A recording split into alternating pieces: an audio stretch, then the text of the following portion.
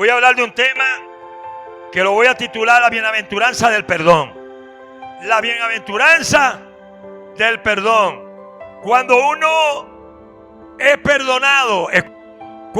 perdonado, uno se siente libre. Y uno no debe recordar las cosas por las cuales tú fuiste perdonado. Si tú algún día la llegas a recordar, tienes que recordarla para dar testimonio de que Dios te perdonó. Si tú perdonaste a un hermano, tú no tienes nada que hablar ya de ese hermano. Háblale, y cuando hables de él, habla para bien. No lo sigas acusando. Ese ha sido uno de los graves problemas de mucha gente. Hay mucha gente que no sabe perdonar, y hay mucha gente que ellos mismos no se han perdonado. Y eso es peligroso, porque eso te va a impedir entrar al reino de los cielos. Ustedes no saben que creo que en el libro de Miqueas dice la palabra que Jesús agarró nuestros pecados y los tiró a los profundos de la mar. Y ahí están esos pecados, y nunca más Jesús se va a acordar de esos pecados que Él tiró a lo profundo de la mar, que son tuyos. Él te perdona y ya. Se olvida de lo que tú fuiste. Él se olvida de eso. Él va a comenzar a tratar contigo de una manera de que ahora eres una nueva criatura, y ahora eres una persona renovada, una persona transformada, y una persona que tiene un nuevo espíritu. Yo quiero que usted vaya conmigo al libro de los Salmos. Salmo capítulo 32. Salmo 32:2, 32:1. Dice así: en el nombre del Padre, del Hijo y del Espíritu Santo. Vamos a leerlo hasta el 4. O a lo mejor lo leemos hasta el 5. Dice así: bienaventurado aquel cuya transgresión ha sido perdonada y cubierto su pecado. Bienaventurado el hombre a quien Jehová no culpa de iniquidad, y en cuyo espíritu no hay engaño. Mientras callé, se envejecieron mis huesos en mi gemir todo el día, porque de día y de noche se agravó sobre mí tu mano, y se volvió mi verdor en sequedad de verano. Mi pecado te declaré y no encubrí mi iniquidad.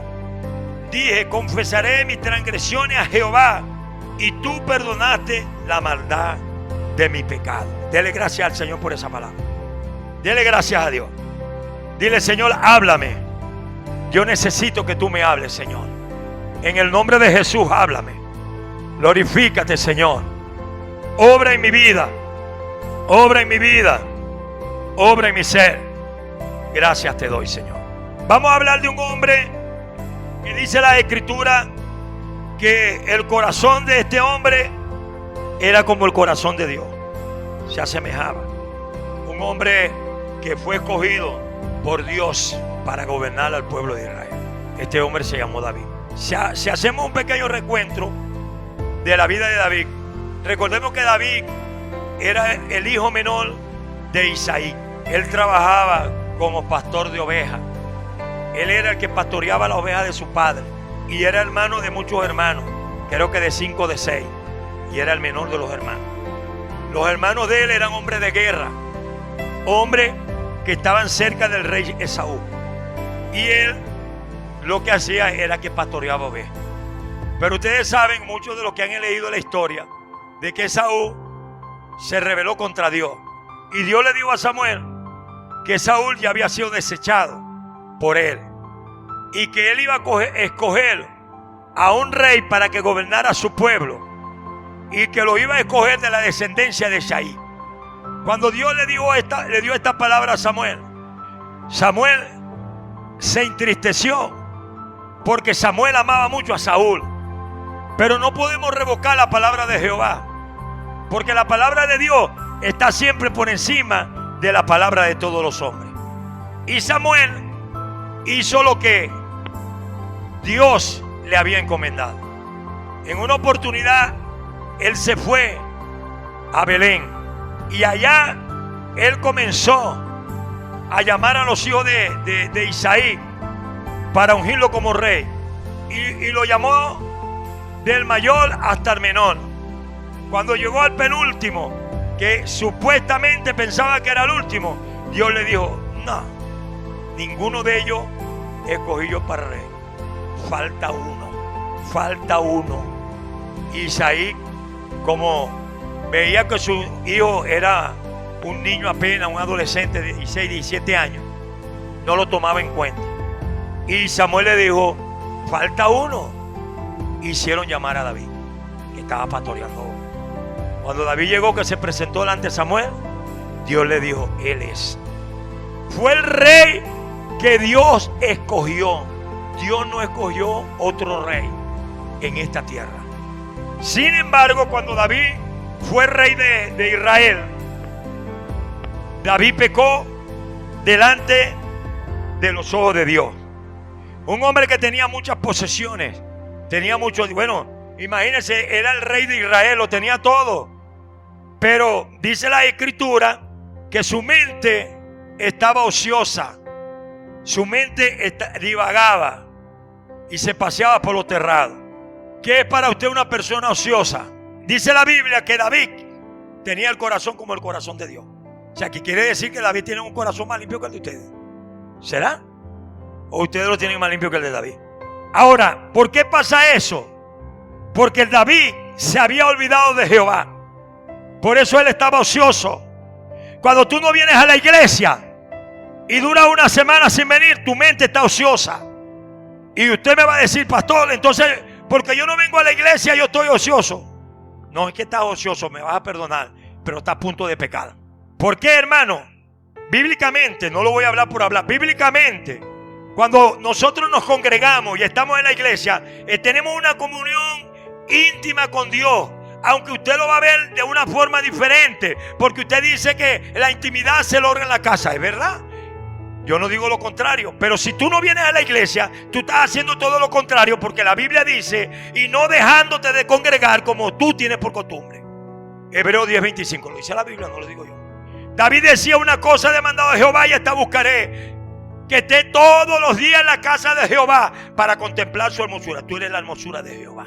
Entonces yo me quedo en mi casa, yo no contemplo la hermosura de Dios. Una persona que dura así 15 días sin venir, están descarriados. Vienen los domingos, están peor que los católicos, apostólicos y romanos.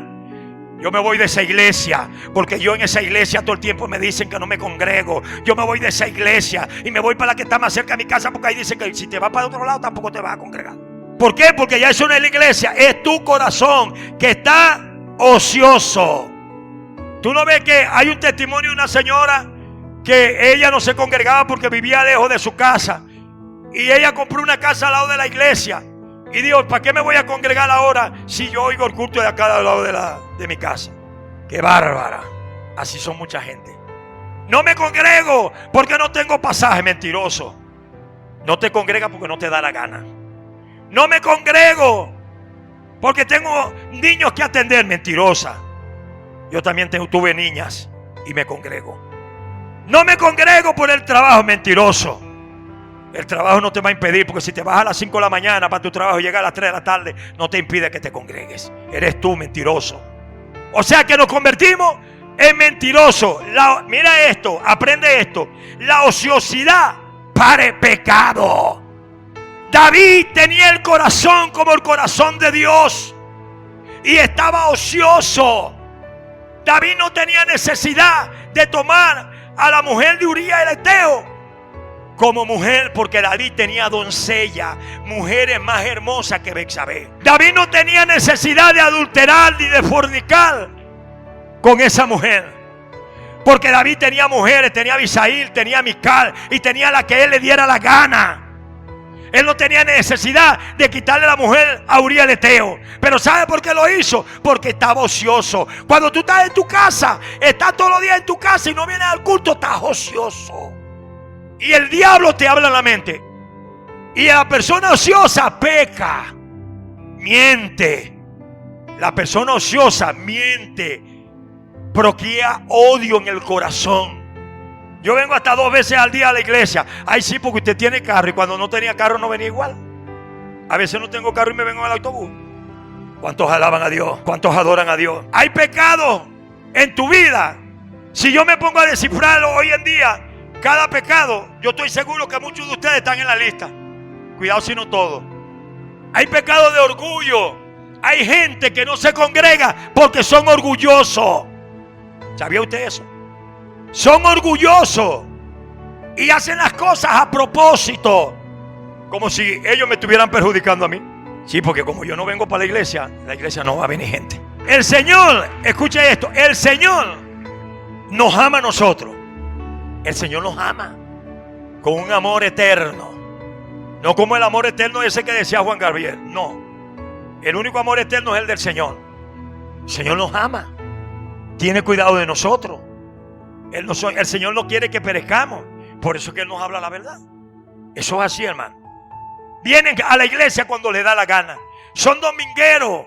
Porque si yo no me congrego, esa palabra tiene que martillarme a mí todos los días en mi mente. El Espíritu Santo tiene que hablarte. El Espíritu Santo tiene que decirte hasta cuándo vives en esa sequedad. No te quieres congregar. A mí nadie me va a decir que el Espíritu Santo no te habla. Si el Espíritu Santo no te habla, quiere decir que el Espíritu Santo no mora en ti. Por cuanto no mora en ti, entonces tú haces lo que te da la gana. Por eso que tú no vienes. Aleluya. Yo voy a hacer una comparación. Hoy en día, cuando una persona comete un crimen, porque hay dos tipos de crimen o tres tipos de crimen. Hay un crimen que con premeditación y alevosía. Es cuando un crimen es con premeditación y alevosía, esa es una condena de 30 años seguro. Pero cuando es un crimen culposo, ya es muy diferente, porque lo hiciste en contra de tu voluntad. Que de repente iba en el carro, se te atravesó una persona y la mataste. Tú no lo querías matar. Ese era un crimen culposo. De repente duras 5 años, 3 años, 2 años. O de repente no dura ningún día. Porque es un homicidio culposo. No querías matarlo. Cuando la persona hace, escuche esto, cuando no se congrega y no se congrega y no se congrega, lo hace con alevosía. ¿Por qué lo hace con alevosía? Porque su mente está cauterizada a no congregarse. Y como está cauterizada, el Espíritu de Dios ya no puede hacer nada en la vida de esa persona. Y esas personas, cuando no se congregan, andan re mal con Dios. No andan mal, re mal. Y por eso que su vida espiritual, todo el mundo dice, pero si esta hermana no se congrega, mire, este hermano no se congrega, mire. Es un mundano. ¿Qué piensa usted de una persona que no se congrega? Cuando tú estás haciendo algo desagradable delante de los ojos de Dios, tú tienes que humillarte. Cuando la persona se humilla con todo su corazón o de todo su corazón, entonces esta persona va a ser una bienaventurada. Porque está reconociendo su error, está reconociendo su falta, está reconociendo que le está fallando al Señor. No solamente le fallamos no dejando de congregar, no. Hay muchas maneras por las cuales muchos le están fallando al Señor. Unos mienten deliberadamente, son altivos, orgullosos. Otros son chismosos, porque como hay hombres chismosos en estos últimos tiempos, no solamente las mujeres. Entonces nosotros no podemos caer en eso. Como hombres de Dios tenemos que dar testimonio que somos de Dios. Por eso que el salmista David escribe en el Salmo 32 y habla de la bienaventuranza del perdón, porque David pecó, él pecó. Pero David, cuando Natán le dijo, el hijo que está en el vientre de esa mujer no nacerá, porque de cierto morirá, David se tiró al piso. David rasgó su vestidura, se echó cilicio. Eso es señal de humillación. Cuando tú rasgas tu corazón delante del Señor y reconoce y dice, Señor, he pecado contra ti. Como dijo David, he pecado, Señor, perdóname. Y David, humillado ante Dios, reconoció su error. Dios cumplió su promesa de que se llevaría al niño. Dios la cumplió. Pero David, desde ese momento, cuando escribió el Salmo 32, ahí podemos ver las bendiciones de David. Porque David, amado hermano, lo primero que debemos hacer para acercarnos a Dios es reconocer nuestras condiciones y la infinita bondad de Dios y de su perdón hacia nuestra vida. David sabía que Jehová lo había perdonado, porque David se había humillado ante su presencia. Pero David escribe el Salmo 32 y el Salmo 51 para que nosotros podamos entender en esta actualidad de que sí podemos ser perdonados por Dios. cuando reconocemos nuestra culpa. En vez de salir hablando, diciendo, oye, pero el pastor siempre habla esto, pero ¿por qué no sales hablando y diciendo, es verdad lo que dice mi Dios a través del pastor? Es verdad, desde hoy en adelante voy a ser otra persona diferente, así como lo fue David. ¿Será que nos cuesta, amados, decir esta palabra? ¿Será que nos cuesta reconocer que hemos pecado ante Dios? ¿Será que nos cuesta, amado hermano? David comienza este salmo confesando la dicha del hombre que puede sentir el perdón de Dios en su vida. Cuando David habla en el 32, 1 y 2, David está reconociendo y él se está dando cuenta que ha sido perdonado por ese Dios maravilloso. Todos hemos cometido pecados. Pero ¿sabe? Hay algo maravilloso, que mucha gente se han sentido culpables de pecados que han cometido. Dios los ha perdonado y ellos se siguen siendo culpables. No, hermano. Si Dios te perdonó, tú tienes que perdonarte a ti mismo. Y reconoce tu error, reconoce tu falta, porque eso fue lo que hizo el salmista David. Reconoció su error. Él sabía que había pecado. Él lloró amargamente porque había mandado a su amigo a una muerte. David lloró por Urías.